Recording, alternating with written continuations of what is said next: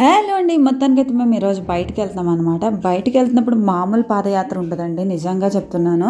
ఎంత దూరం నడవాలంటే ఇదేంటంటే డౌన్‌గా నడవాలి, అప్‌గా నడవాలి, నడుస్తూనే ఉండాలనమాట. నిజంగా ఆయాసం ఎంత వస్తదో తెలీదు.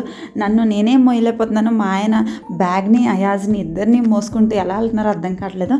అంటే వీళ్ళకి అలవాటైపోయి ఉంటది. రోజు నడిచి, నడిచి, నడిచి అండ్ ఫైనల్లీ నాకేంటంటే దారి కనిపిస్తుంది. మొత్తానికి మేము దగ్గరికొచ్చేసినట్టున్నాం అని అనిపించింది. మేము కరెక్ట్‌గా 1:30కి ఇక్కడి నుంచి స్టార్ట్ అయ్యామనమాట. వెళ్ళేటప్పటికి 2:30 అయింది. మా వారు అంటున్నారు, "నేను 15 మినిట్స్‌లో నడిచేస్తాను. నీ వల్లే గంట పట్టింది కిందకి రావడానికి" అని అన్నారు.